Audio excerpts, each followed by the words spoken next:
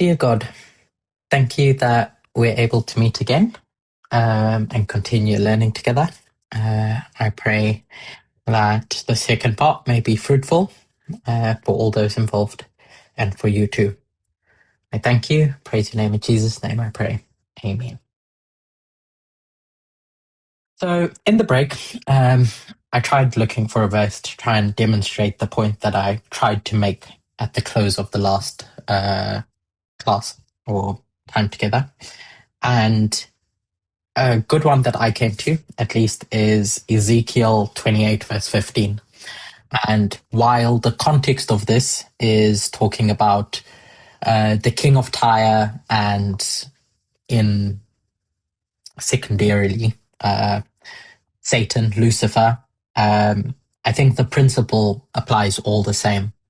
So the verse being when describing this entity we associated with Lucifer, is that the author is going to say to Lucifer, or describing Lucifer, you were perfect in all your ways from the day you were created.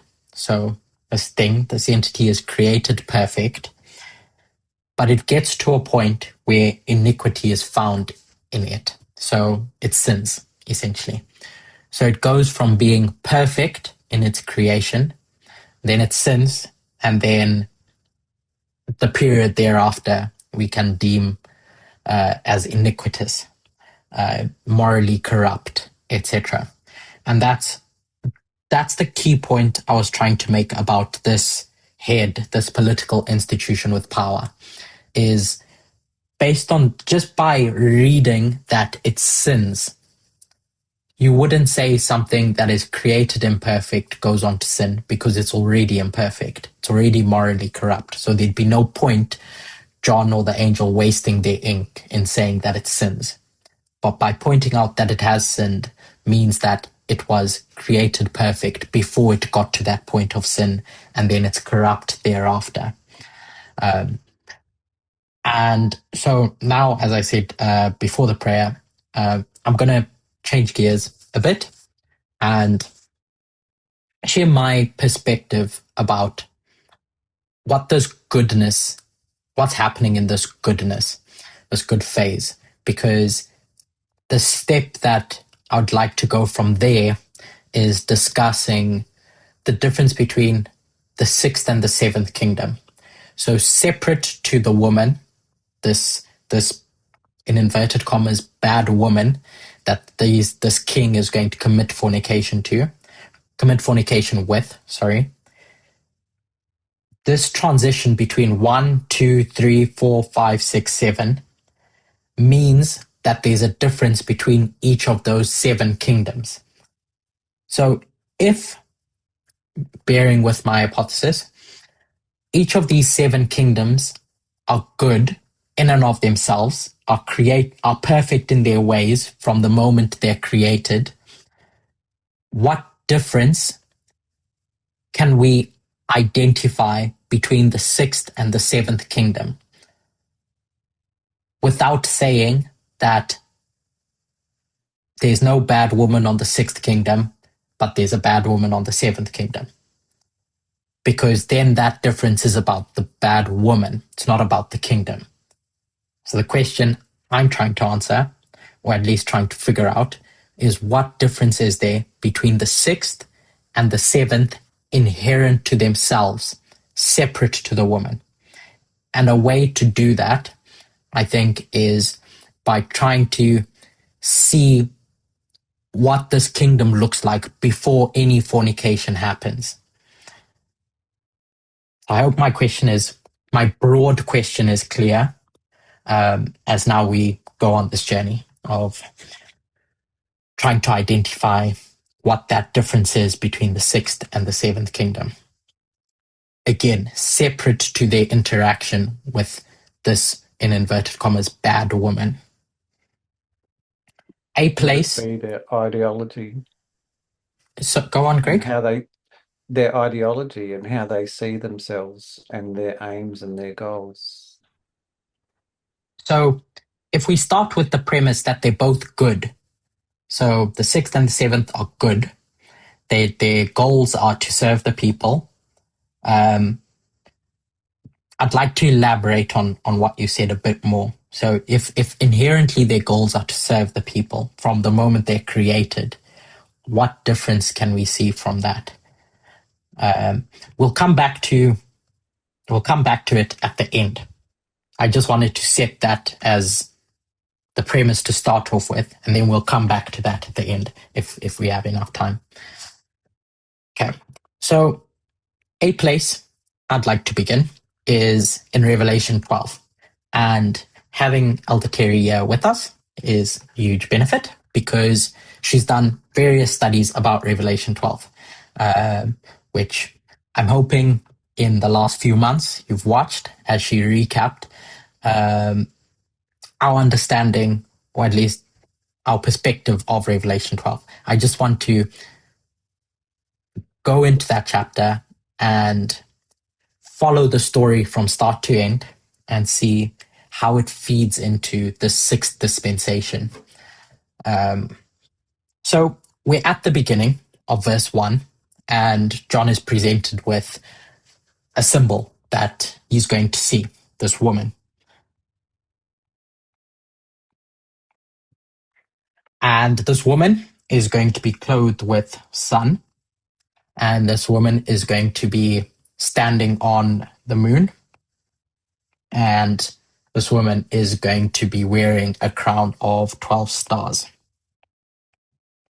Wow, how do you spell 12?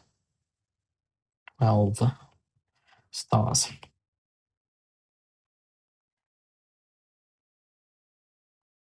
So John is shown 4 different symbols, all packaged together, and Uriah Smith is going to give up a perspective about these symbols. And I'd like to offer another perspective, which I don't think is in contradiction to the perspective that Uriah Smith gives. So bear with me as we go through it slowly. So this woman, we have the moon under her feet. Quick fire, rapid fire. This moon, we'll start with the moon. What does that moon represent? What is that moon?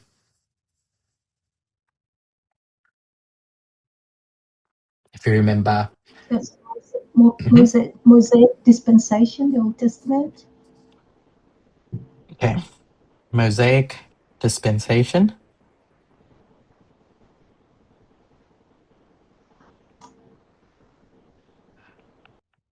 Old Testament. And then the woman is clothed with the sun. What does that sun represent?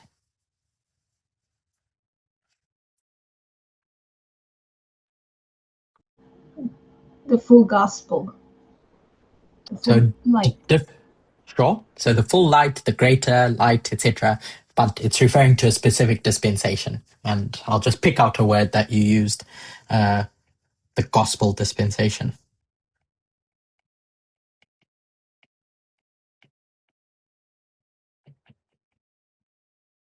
And then those 12 stars.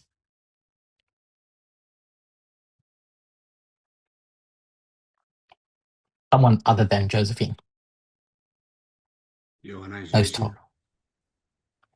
Thank you, Ole. So there's some aspect of organization being brought out without getting into the technicalities of what that organization looks like or what that organization is.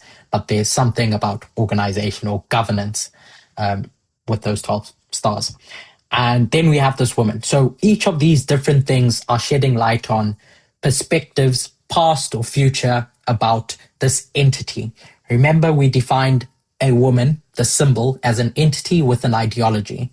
So that same description, that core underlying description that we used in Revelation 17, we have to, I'm not saying we have to define it in Revelation 12 the same way, but if we were to break down Revelation 12 and we were to define the symbol, then we have to start with the generic baseline definition, which would be an entity with an ideology.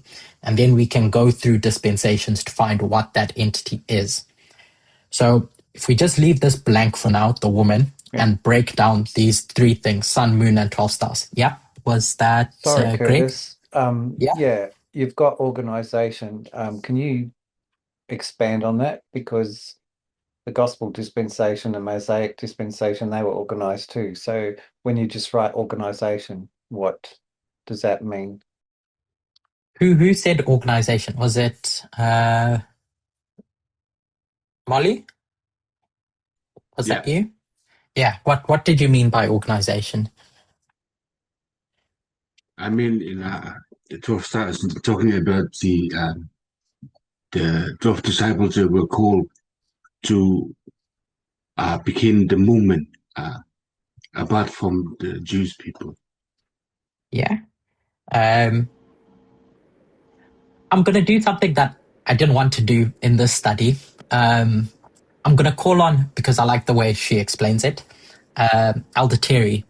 So just building on what Molly said, Elder Terry, these 12 stars, you've taught about them in the past. In brief, how do you understand these 12 stars in relationship to organization?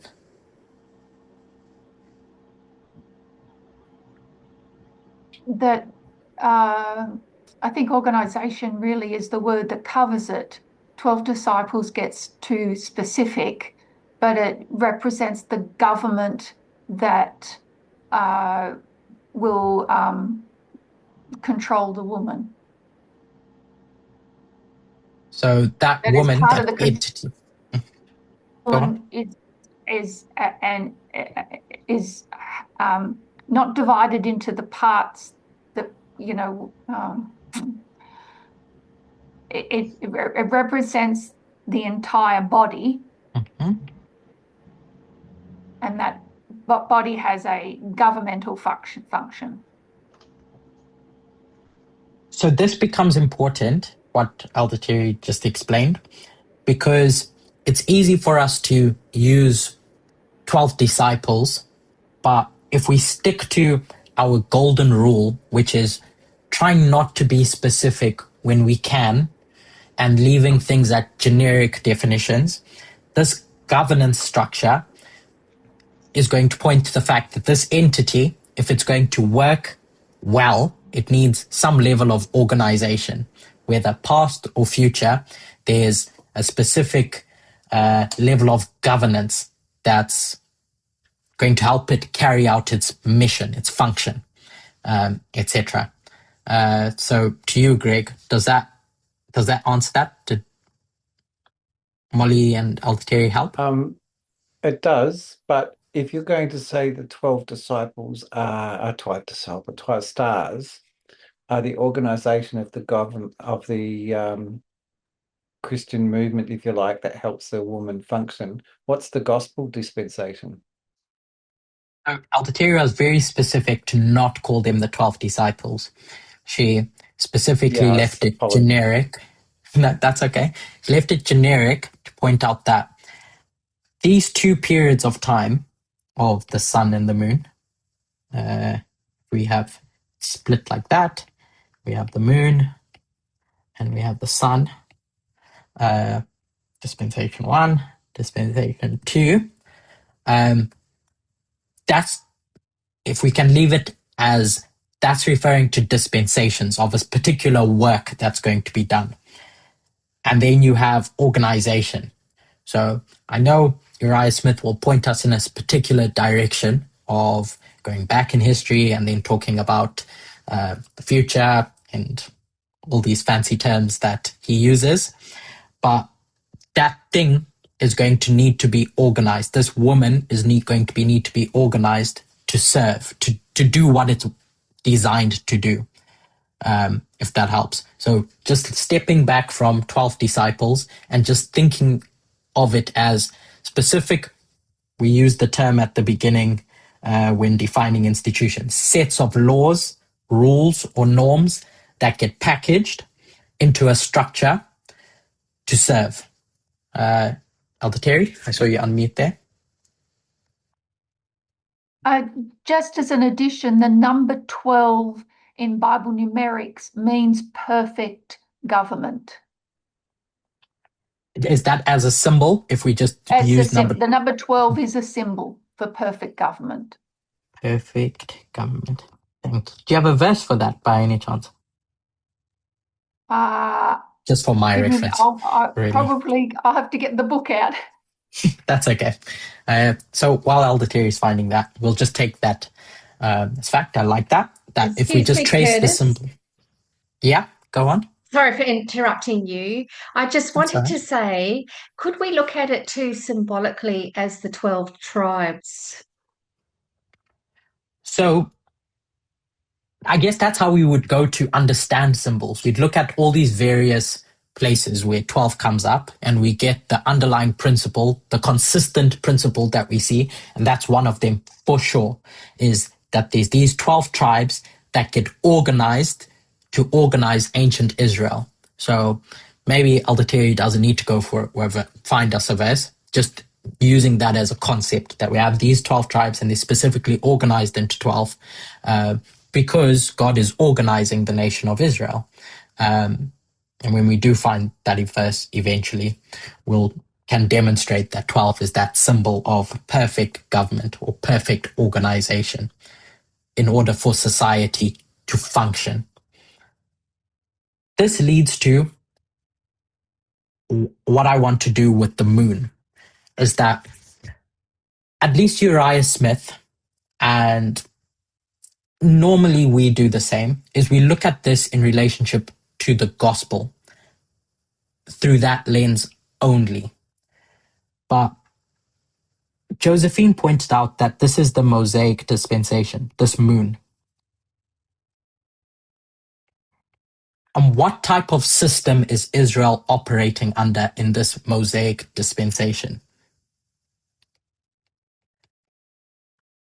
In relationship to its, we'll call it, I'm giving it away, in relationship to its church function and its political function.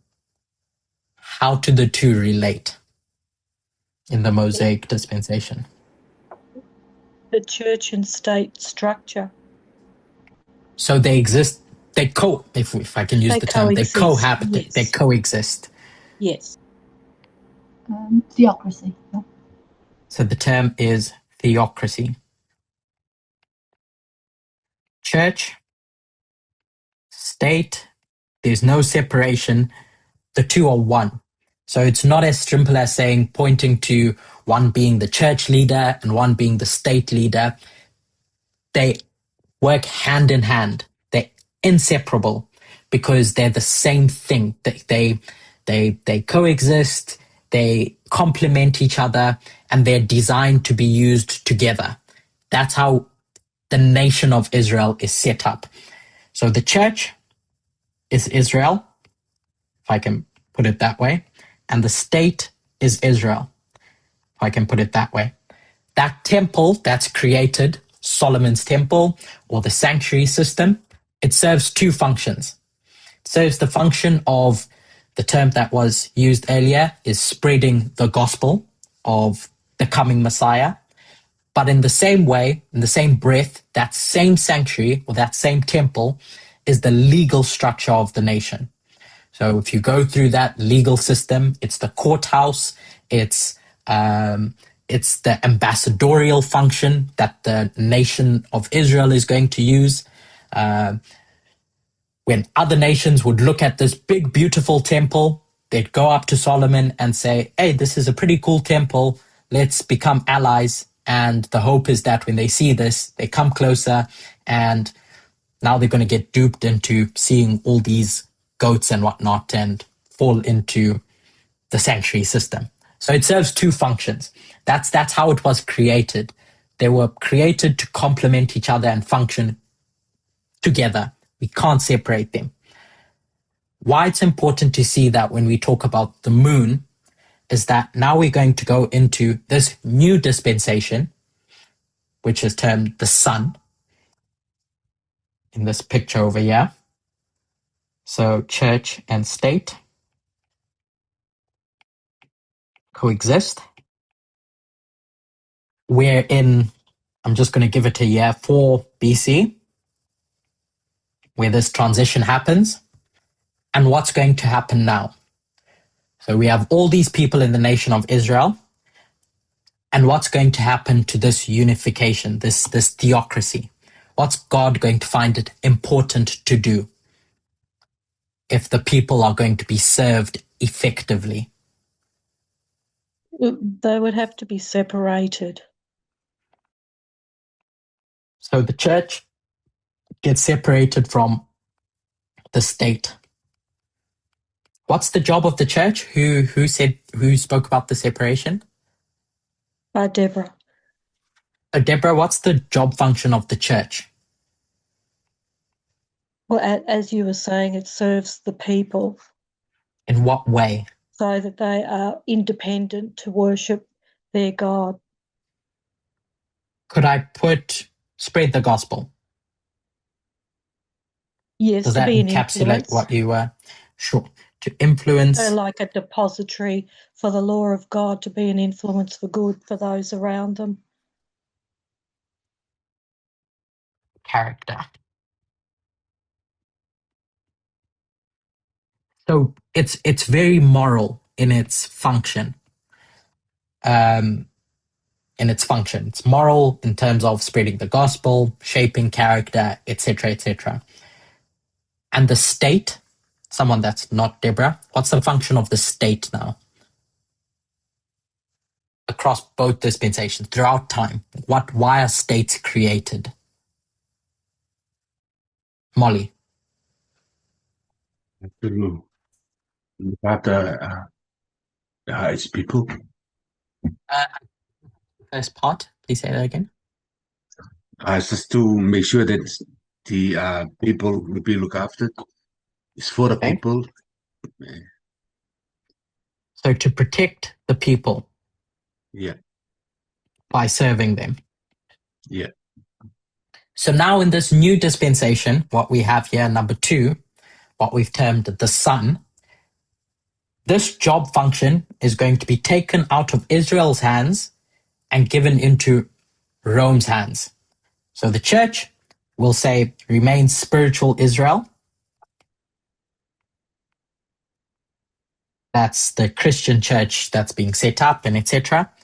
But what God finds it really important to do is the state function is going to be taken out of the hands of the Israel nation and given into the hands of Rome. Because Rome is going to do that job well. It's going to do a good job. Or it's set up, or it's, we'll say created, to do this good job of protecting the people, because Israel wasn't doing that anymore. So they separated over here. Often what we end up doing is we look at the moon and we talk about this church element, the sanctuary system in terms of how it points to the Messiah. But we're forced to recognize, even though we can't see it, is the function of the state in all of that, in that moon dispensation, is the function of the government, the separate to gospel spreading, etc., is that work of civilization. If we can see it there, where they are in unison, and we compare and contrast that moon with the sun, what do we have to see when we look at this second dispensation, even though it might not be so obvious? Here's our moon. Here's our sun. In our moon, we have a theocracy. So in our sun, what are we going to have as a characteristic of the woman?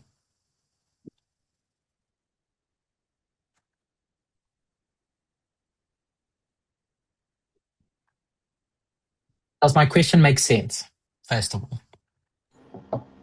Tell me if it doesn't make sense. A church, representing the church, pure church, true church, fully organized. So we see the church for sure. This bright, Uriah Smith will use the term, this greater light, full light, the glorious church that God is raising up. If this light is a greater, fuller light of this light that we see in the moon, and this moon had two elements to it, which is the church function and the state function of Israel. And we talk about the sun and this beautiful Christian church, glorious Christian church that is being set up. My question is, what do we have to see there, even though it's not so obvious? James, you unmuted. The state power.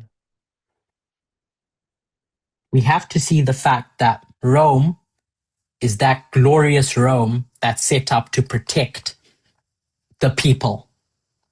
Because God needs that. God needs that government function. As they did in the previous dispensation, God is going to use Rome now to fulfill that job function in the succeeding dispensation. I want to take a pause here and make sure and ask if this makes sense. We take the moon and we juxtapose it with the sun. We say we know a bit more about the moon, the fact that it's theocracy, and it being a theocracy means that the state is there, the church is there. So when we look at the sun and we bring the sun next to the moon and we compare and contrast the two, what gaps can we fill into the sun? And James said the fact that the state is present, that state that's been ripped out of the hands of Israel and placed into the hands of Rome. Any questions or comments about that fact? Because it influences our next step. It is. Is your point that we have not paid attention to how important a state power is for the good of people? Like, we focus that church is maybe all we need or something. Is that the point of us seeing It's part the value of the state? point. Yeah. It's part of the point. It's more so, but let me not say more so. In connection to that, the next step is it influences how we view this woman of Revelation 12. Because if you ask any Adventist, if you ask Uriah Smith, this woman is the church. This woman is the church in the old dispensation. This woman is the church in the new dispensation.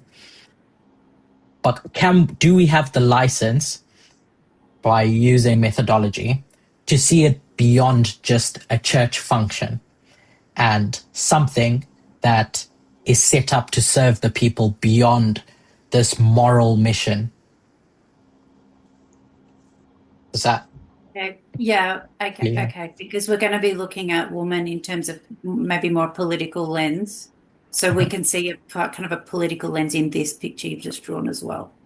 That it's part of the story. It's not irrelevant, is that? Yeah, it's not irrelevant. I guess that's the point. So this woman is going to go through persecution in this chapter. So if this is true, that we can view... Wale, yeah, is that a hand?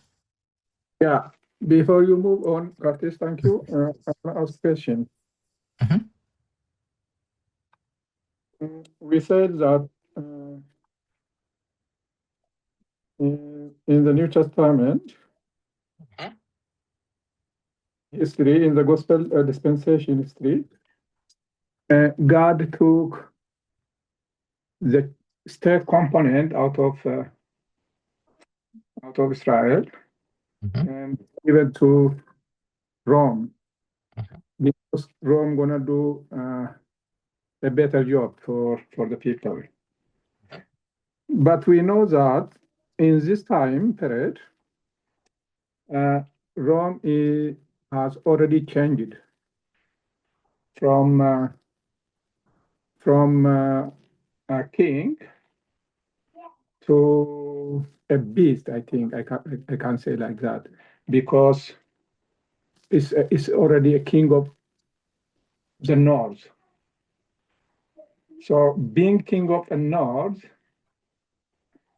how can we say that it can do a better job for the people? Thank you. No, thank you for your comment. So one thing that I've tried to be careful with, at least, is using symbols from across chapters. So if I were to use a symbol from Daniel 11, using it when I'm talking in Revelation, because for me at least, I find it easy to get tripped up about the king of the north, who's the king of the north, who's the kingdom, etc. At a basic level, just my thoughts without proving it, is that when we talk about king of the north, I think about it in terms of the woman. If we were to think about it that way, it's not the kingdom, it's the king. It's the entity with an ideology in the north.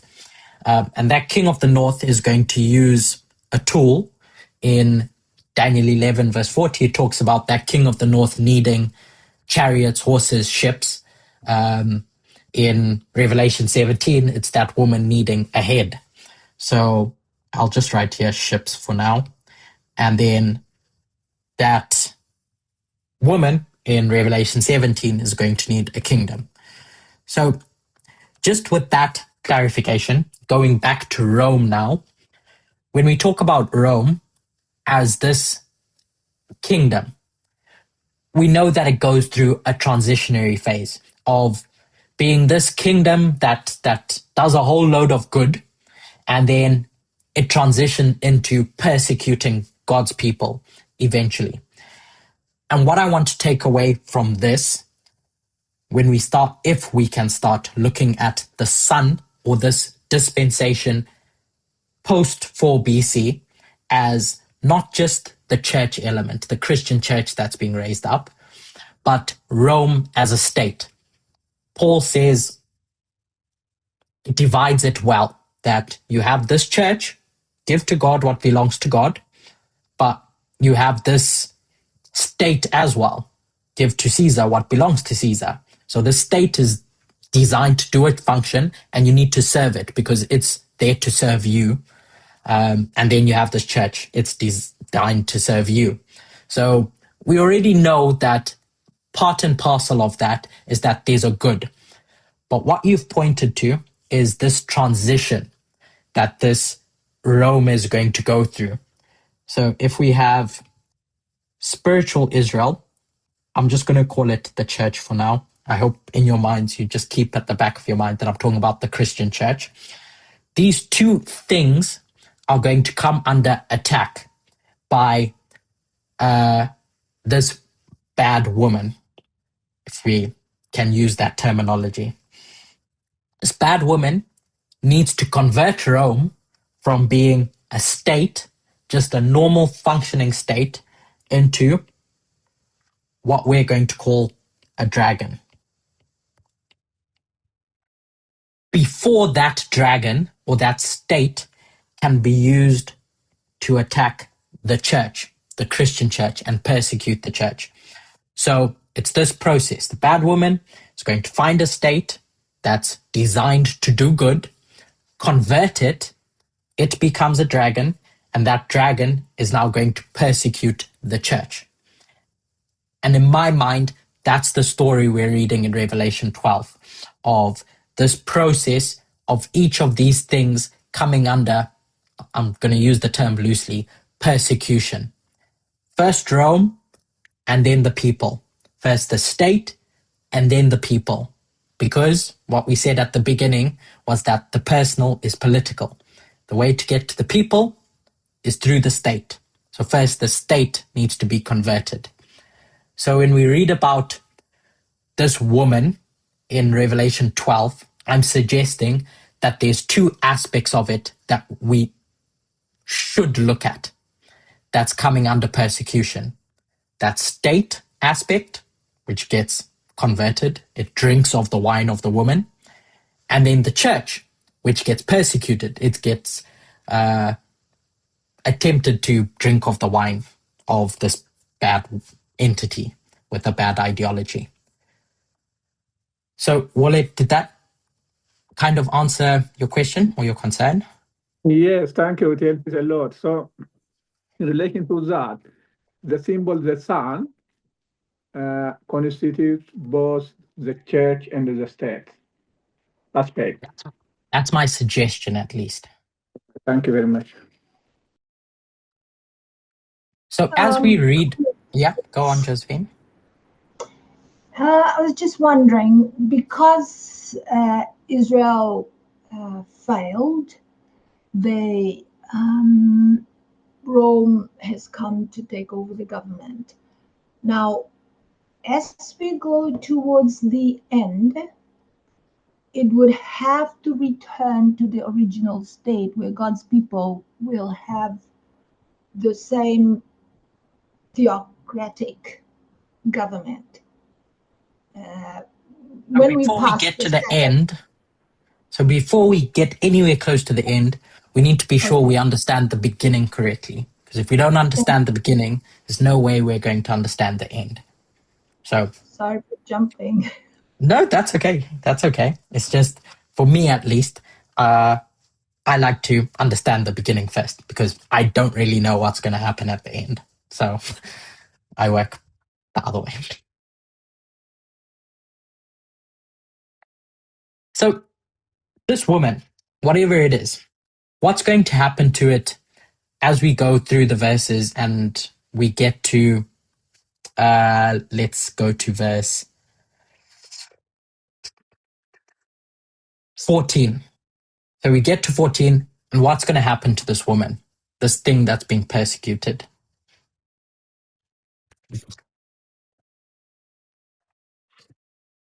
It's going to be given 2 wings, and it's going to go into the wilderness.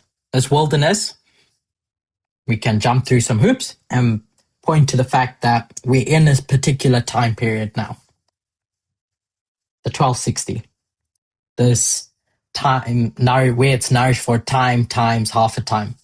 This 1260.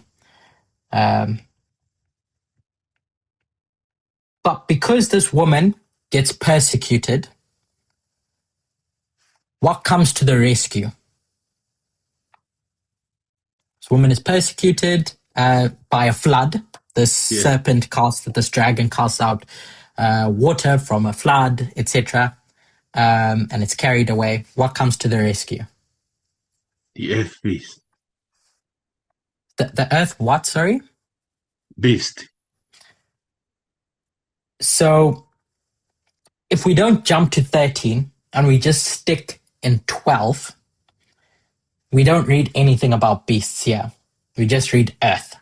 It just says the earth is there to rescue this woman that's fleeing from persecution. Is that fair, Molly? Yeah. Could I just say, Curtis, it says that it was given 2 wings of a great eagle. Mm-hmm.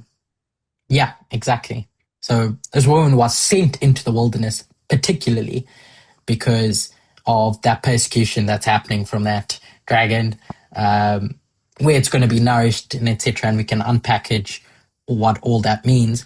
But in that, it finds itself in this place, in this time period, and now a flood is going to come after it. But to be rescued from that flood, there's something that comes to the rescue, and Molly pointed out that it's the earth. This is where I want to start our story, counterintuitively, is that this earth, what is the earth? So Molly intimated that, is it the beast? Is it a geography? Is it a place? What is this earth where the woman is going to find safety? And what provides the safety for this woman? It's the USA, and it's also the Constitution. So multiple people spoke, and so I didn't catch that.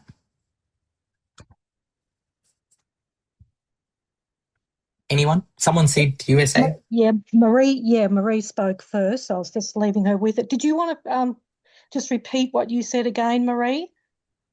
Are you happy to do that? Thanks. Yes, thanks, Debbie. I said the USA, and I said the Constitution. So we have a constitution.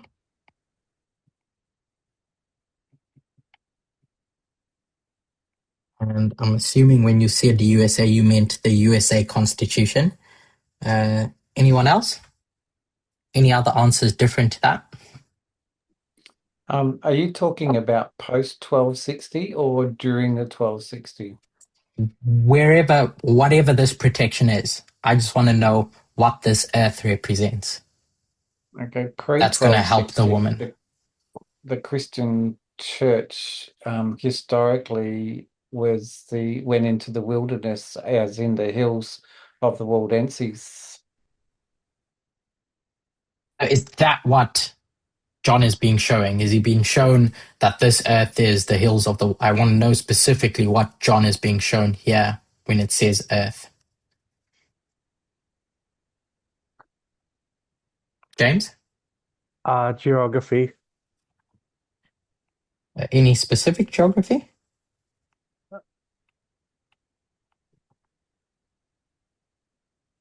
Just any geography? Is it just being sent to, as Greg put, the hills, like the Waldenses? No, just well, specifically the US, so basically away from Europe.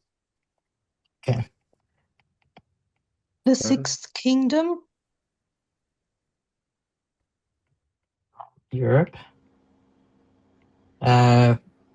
So we'll say that landmass of what today is called the USA, James, does that encapsulate what you were trying to say?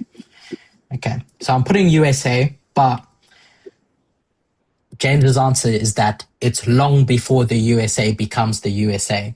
It's just this landmass that exists where now today is the USA.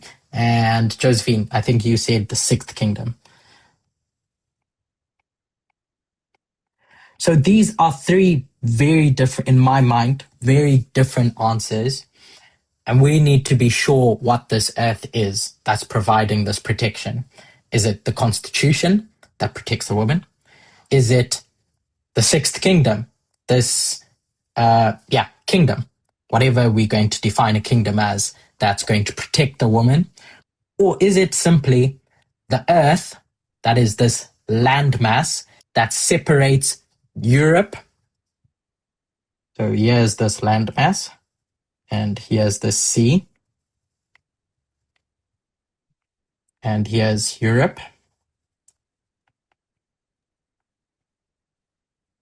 I'll just say the New World. That's going to protect them. What does Ellen White say this earth is?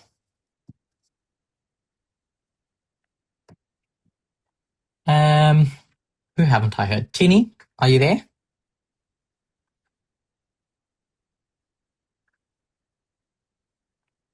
Or anyone, if you remember, how does Ellen White describe what's happening? She talks about it in early chapters of the Millerite history. So just before the Millerite story comes into the picture, she talks about these voyages and how she's going to describe the earth. Did you say it's a glorious land of the new land? Or... No? So along those lines, Elder Terry, do you want to give us a hand?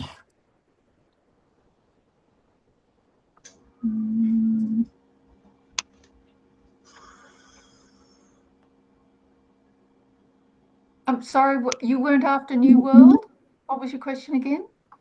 So between these three options that were given, the protection that this woman is going to get, the earth, what is this earth? Is it the Constitution of the USA? Is it just geography? So I use the word New World. So this geography that exists that's distant enough from Europe that the papacy is not going to get their hands on? Or is it whatever the sixth kingdom is. What's the earth? That's the original question. And so everyone gave perspectives. I wanted to ask your perspective. So I would go with geography if we were to line it up with Revelation 13. Because Can you've you got to walk us through compare it that with logic? the sea. Okay. Well, the sea beast comes out of the sea, that is the populated areas of Europe. The land beast comes out of the earth, which is the unpopulated areas of the New World. Did that make sense, Josephine? Oh yeah, I understand. So I understand that correctly. So there's this specific geography that this beast is going to come out from, the earth. That's why it's the earth, a beast, because it rises out of a specific geography. That's separated by these waters, this big ocean that the papacy, this bad woman, can't get to anymore. And now I'll just state things as fact. You could go to pick various years. I'm going to pick one that at least I read in Ellen White's writings or in history of when this migration happens or begins to happen. 1620. You have these pilgrims who are going to run away from all this persecution that's happening in the old world under the auspices of the papacy. And it's not just your religious Protestants who are running away. It's secularists. It's people who are running away from being forced to think in a specific way. So your scientists. It's a whole group of people who are running away from a way of life in Europe. We, or Ellen White, will talk about it in the context of Christian Protestants because she wants to make a specific point. But historically, there's a whole bunch of different people that are running away in search of a new home in this geography that's going to provide protection to these people that are running away. So they land on the shores of the New World, this earth, and that's long before 1798. So 1798 is here, and whatever year we pick, we know it's before 1798. I've just given it 1620. So there's all this protection that's happening long before this beast or this kingdom is even created. So this woman comes to the earth and for all this time is growing as societies grow, finds protection there. More and more people come. The societies grow. And what do societies do once they get too big? What do they find it necessary to do? Going from 1 to 5 to 1,000 people, people look around and they say, it's important we do this thing so that we're not just vagabonds. Government? They create a government. They recognize that if we're going to be a functioning society, we need to create a government. So this woman runs to the earth, finds protection in the earth, and creates that government. The people create that government, this kingdom that we're going to call the sixth kingdom. That's sorry. That's beyond a religious function. So the point that I want to make from that is that just by the woman finding refuge in the earth and the creation of this government that we have here, I hope we can see that there's a political element to this woman as well, beyond the religious element that we often focus on. It's because she's creating this political system. This political system that gets created here is going to be different to all those other governments that are created before. And the difference is that when she creates this government, she's going to codify that this government can never have a particular type of entity riding it. Only a good entity, an entity with, we'll term it, a good ideology, and so on and so forth, with all that church and state separate, etc., etc. But the point that I want to make from all of this is that we see the woman existing in this landmass we call the New World long before 1798. And it's that protection that fosters an environment for this kingdom to be created. And that kingdom is going to be a government by the people, for the people, and of the people. That's the sixth kingdom. So now we come to the question I started off with, is this sixth kingdom is created. What difference is there between the sixth kingdom and the one that we read at the end, this seventh kingdom? So when these people create this kingdom, what do they feel is important about the sixth kingdom? They don't want it to be a monarchy. They look back and they say, we're tired of monarchies. So what do they do to this kingdom that makes it different from the monarchies that they're running away from? What's unique? Go on. Your answer is there in point 1, isn't it? There where they've created the constitution. So all those other kingdoms, they didn't have constitutions as we would call them today, but they had rules about how governments should function. That's all a constitution is. So we know Medo-Persia had a constitution. They had some form of law or regulation. So even Medo-Persia had a constitution. So I'm asking what's unique about the sixth one in comparison to the previous 5? It writes in that you're not allowed to have a king. It codifies it. So no king. What about that? What about that makes it important? What is a king? What is a king? A king is like one. Oh, go ahead. Go, Graham. I was going to say power resting with one person. So they recognize that this kingdom, this seat of power, this political institution that we create cannot have too much power. It can't have all the power concentrated in and of itself, because if it does, it leads itself easily to be abused. So all these restraints and restrictions and what they call federalism is instituted to make it safe, to make it a safe seat of power. Does that, how I rephrased it, does that align with what you had in mind, Graham? Yeah, it's, if you've got a single seat of power, it's easily corrupted.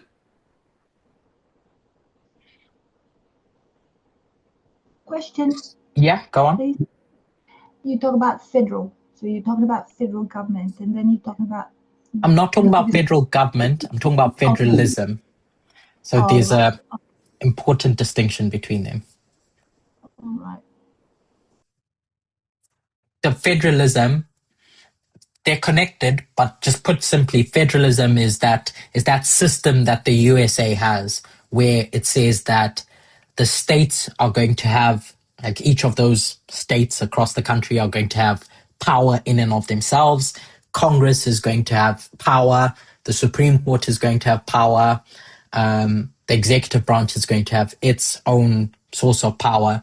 So this power that exists is going to be spread out in what became a dirty word in a libertarian kind of fashion, that there's not going to be this centralized source of power, because that's how the monarchies operated.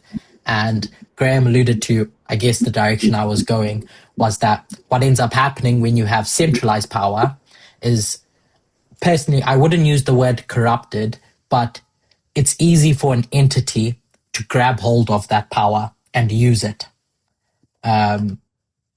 Whereas if you have a bad entity come to something where power is spread out, that the power that they do have, they're not able to do anything with it because they don't have that much power. So this political institution has power, but we'll say it's restrained in how much power it can use, because the way the society creates that, I've used the term chair in the past, the seat of power, is in a regulated fashion. Are we on the same page?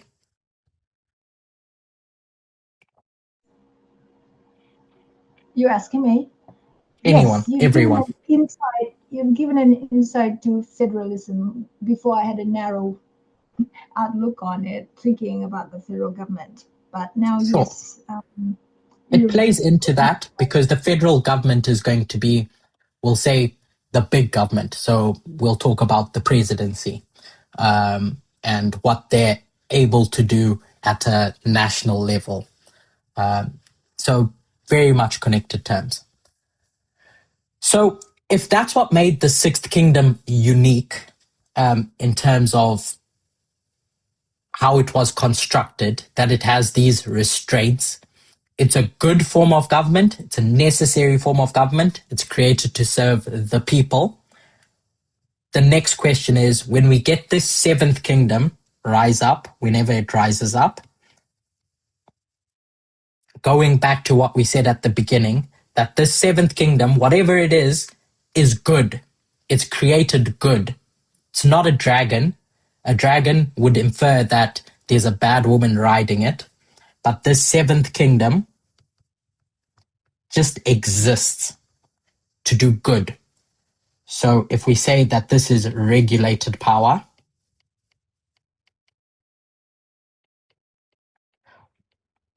what we want to identify is, what is the Seventh Kingdom? So just going through a bit of history quickly, it won't do the topic justice, but if any of you, I hope you take the time to, when you have the chance, watched Anna in Brazil's presentation about Project 2025 the weekend before last, the camp meeting that occurred in Brazil. Anna did 2 presentations about Project 2025. And in that, she spoke about, I'll use the term, a plot to reorganize and empower the executive branch. And she talks through a bunch of history that starts under the Reagan administration and it tails off into the present. But the key thought from that, even if you haven't watched it, is that in 1798, when this Sixth Kingdom was created, there was an argument about how much power the president should have. And so Article 2, for your own reference, Article 2 of the Constitution, Section 1, talks about the fact that the executive power, so the executive branch, let me not infer anything. The exact wording is, the executive power shall be vested in a president of the United States. Let me just post it there.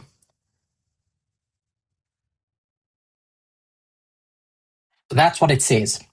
Now, when they were framing this constitution, some of the framers, like Alexander Hamilton, argued that this executive power must be concentrated in one office. The president must have direct control over all executive offices. And he argues for this, but the founders didn't agree unanimously on how far this went at the time.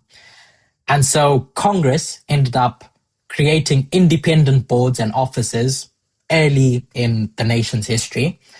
And And life just went on with this separation of powers. In the early days, the president removed executive officers sometimes. Disputes happened, but no one really crossed any lines with regards to who holds the big power. Then we get to the 1980s, where things begin to shift. We've got 15 minutes left, so I'm going to try and wrap it up. We get to the 1980s, where a legal theory starts to be born. And the term, you may have come across it, unitary executive theory begins to be born. Unitary executive theory starts being used as a bunch of scholars come together during the Reagan administration, and they argue that when this article was penned, it meant that all executive power really needs to be accountable to the president. So in the executive branch, one of those three branches in government, it's not just the presidency that sits in the executive branch. You have the presidency, you have the Department of Justice, you have agencies that Congress created. So like the Environmental Agency. Congress is going to create the Environmental Agency and they put it there under the executive branch to function independently of any political party. So often with a lot of these positions in cabinet and Congress, they're elected by the people. So they're very partisan. But Congress felt it necessary that there are some things in life that are non-partisan, like the environment, environmental laws, or the things to do with money and the bank and the Fed, etc. So they hire people based on skill and not necessarily based on party, and they put them in those positions. So these are some of the sort of things that sit in the executive branch. So what these people in the 1980s said was that, no, this isn't right. Everyone should be held accountable to the will of the people. So these people should be held accountable to the president, because the president is who the people voted in. So they keep making this argument during that time period.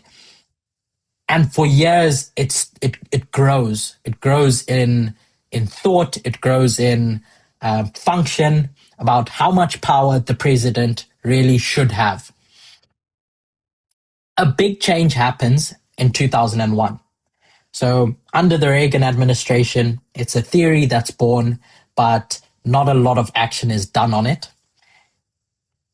And then you get to 2001 and we have a turning point with regards to the presidency.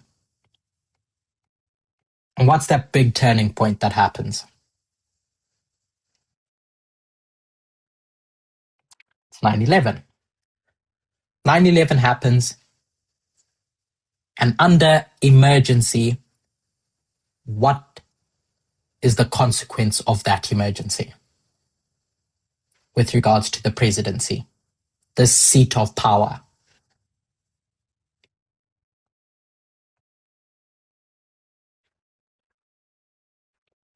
You not answering means that I've ended up going on a tangent and no one's following what I'm talking about. Is that the when it's an emergency executive, when they can't make any more laws or rules and he just controls everything for a period of time? So that escapes me. No, that's fine. So that seat of power, the presidency, ends up being given a whole load of power, which it was legal for them to give power to, but it's never given back. It just exists now under the president. So the emergency goes away, the war on terror dies down, but that power is never returned back to Congress, back to wherever it came from. And so now this seat of power is more powerful than it was before. And this story just continues, that as time goes on, this seat of power grows more powerful and those restraints get removed piece by piece. I'm going to end with this. It's not as far as I would have wanted to go because I want to leave some time for some questions. But when we talk about the last president, Donald Trump as the last president, Obama goes through his 8 years in office, and his mandate, his personal mandate, is to decrease the power that the USA has, that this seat has. And so Donald Trump comes in, and that last president of the USA study that we have from Daniel 11 verses 1 to 4, I think it's 1 to 4. What is it about at its core? It's the last president of what? If you can wrap your heads back to 2016 and we're talking about the last president. Catherine, I'm going to ask you because you were with me when we did this. Sure. The last president of the Sixth Kingdom? It's very, for me at least, very important that we recognize that when we spoke about Donald Trump as the last president, it was the last president of the Sixth Kingdom.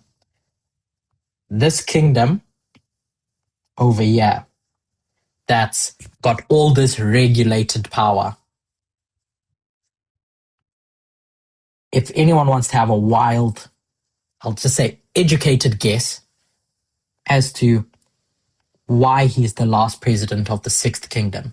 What does he do in his 4 years that means that beyond that point, we don't have a Sixth Kingdom anymore? Just going on the theme of what... Consolidated power into the executive branch. Consolidated power into the executive branch, because that's what made the Sixth Kingdom unique. So if Donald Trump is the last president of the Sixth Kingdom, this kingdom that was restrained in regards to how much power it had, here's your 2016 to 2020. I'm just going to put this 2020/21. What story do we tell in this period?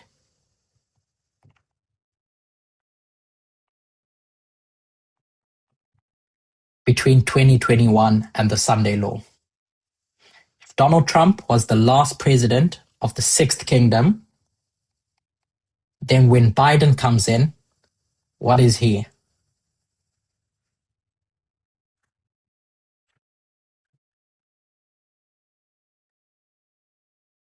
The first president of the seventh?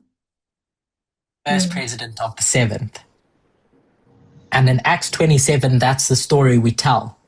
That from 2021, this seventh kingdom is now in power and it's just going to grow. So here's Biden, your president of your seventh kingdom. And this fornication that's happening here when we start talking about the Sunday Law is the point where something goes from good to bad. The story we're discussing is the sin of the seventh kingdom as this bad entity, Donald Trump,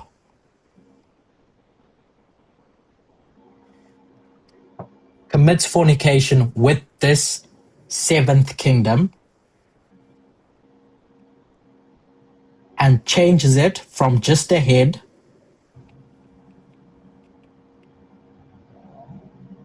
into a beast. So in my mind, if we take a step back from the work of the woman, this bad woman, and we ask ourselves the question, what's the difference between the sixth and the seventh kingdom? Now what would your answer be? consolidation of power. Consolidated power. Because that's what these kingdoms are inherent to themselves. It's how much power they have or can wield. And these terms are loose. We may come up with better terms. Regulated power and consolidated power.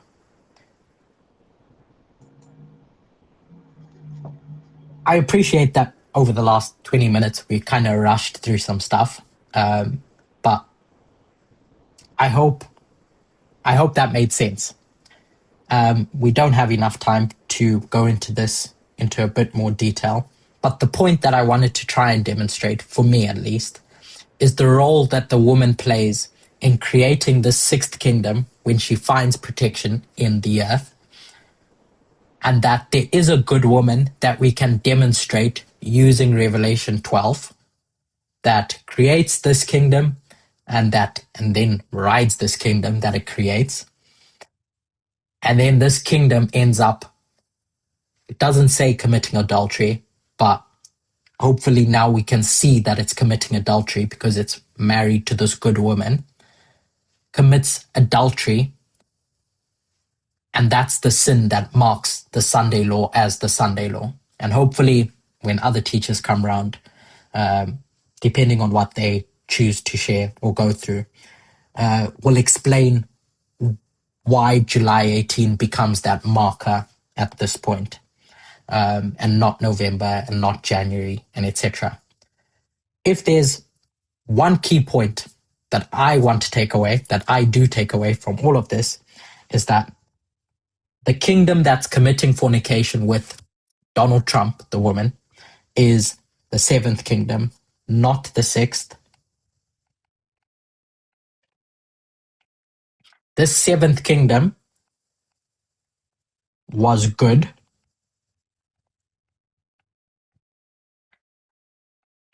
And then becomes bad.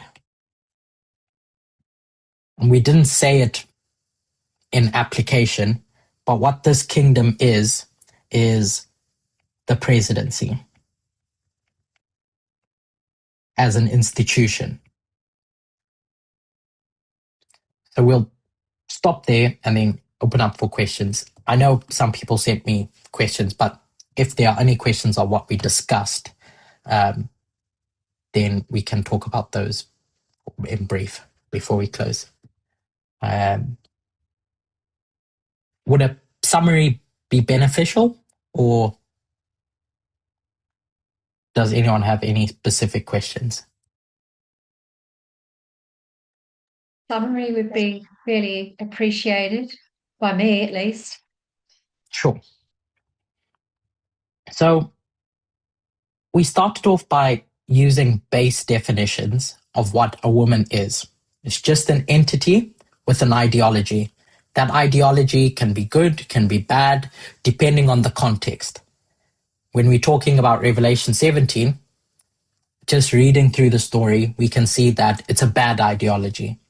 It wouldn't be called sin or fornication or adultery if it was a good ideology, because this head or this kingdom or this seat of power is created to do good.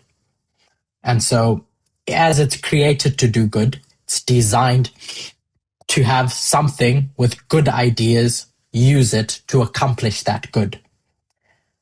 The thing that marks a beast as a beast is the relationship that that seat of power is going to have with the woman, with a bad woman.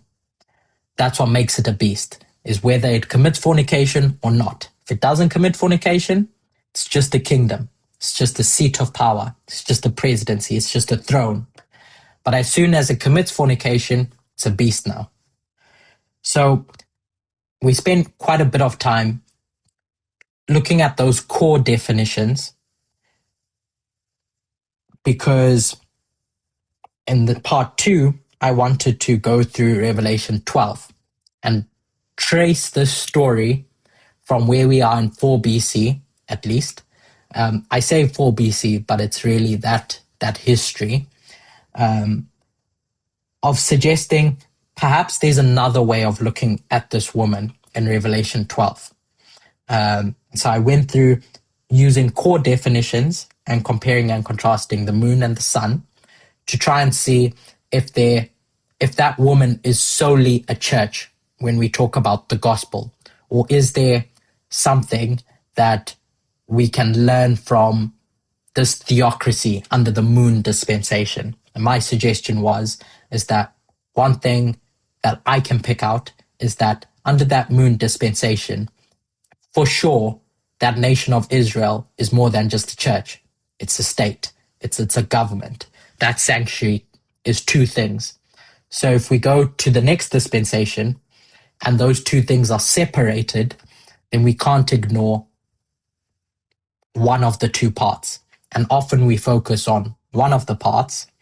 And I'm suggesting that we can look at the other of those parts, the state function, which Rome is going to do now. And by Rome, it's really just the people. Because again, from the beginning, all these are just governments or systems or institutions created by the people to serve the people. So when we get to the 1260, at this point, and that woman, the people, are going to be persecuted and etc., they're going to find refuge in the earth, this landmass. And they find that refuge long before 1798, long before any kingdom is created. It's just a civilization of people that are looking for safety. And they end up creating this government to protect them going forward, or to serve them, should I say, going forward. And that's what they do in 1798. That was our first part of all of that. And I went through all of that to try and answer the question, what makes the sixth kingdom different from the seventh kingdom? Separate to the transformation that the seventh kingdom goes through, where it commits fornication with the bad woman.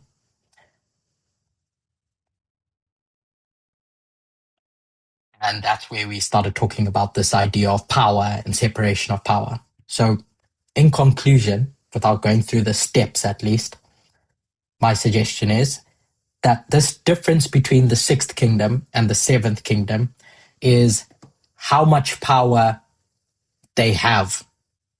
Sixth kingdom has access to little power because it's regulated. The seventh kingdom has a lot of power. And that doesn't make the seventh kingdom bad. It just means it has a lot of power. The word Graham uses that it's easily corruptible. I'll use the terminology that it's easy for an entity with bad ideas to then do bad things because it has access to all this power that the sixth just wouldn't let it have access to. Why this, in my mind, becomes necessary is because there are several questions that I think are open questions that can be addressed. And I'll just lay them out and we won't answer them. They're just things for us to think about. Is in 2021, the king of the north that defeats the king of the south. Remember, I suggested that the king of the north is a bad woman.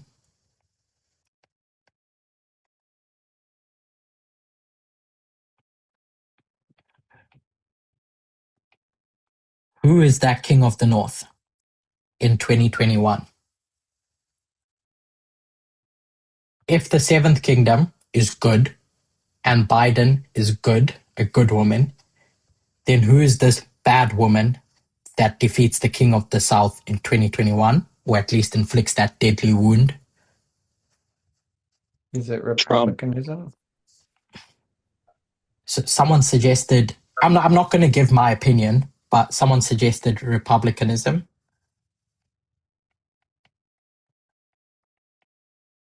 Someone suggested Trump. MAGA.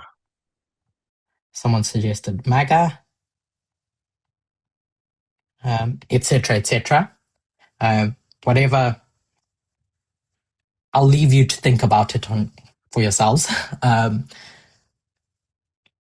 We can exchange on WhatsApp or however you want to go about it. I'm just conscious of time. Is that this woman that you describe in 2021 should be the same woman you see in 2024 at the Sunday Law. So however you're going to answer this question, I would suggest needs to be consistent about whatever answer you're going to give about who the woman is in the Sunday Law period in application. So that's one question. And then the second is, that. So, and then a second question is, Trump term 1 and Trump term 2,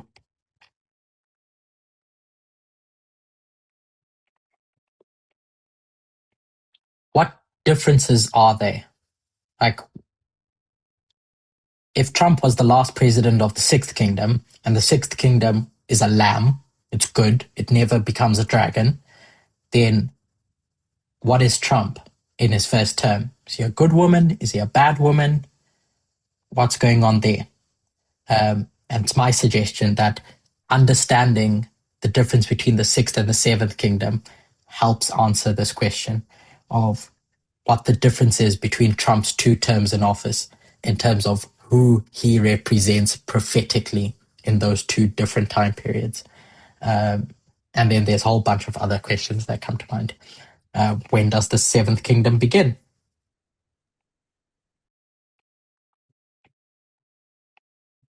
Etc., etc.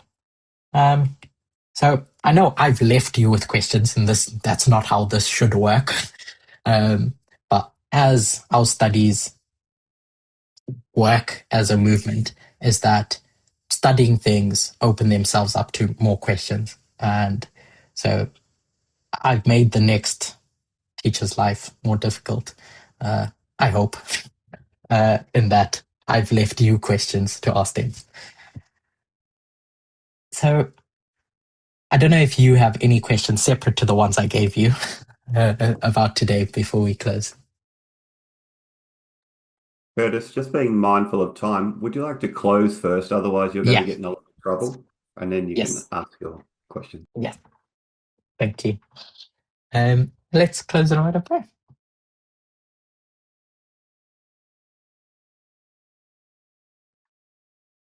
Dear God, thank you for today. Thank you for the Sabbath. Thank you for your love, for your protection in being with us as a movement. Personally, I'm grateful for the culture that we have today and the openness to question you, openness to question each other. I pray that that feeling, if it has not, may spread to each individual here today.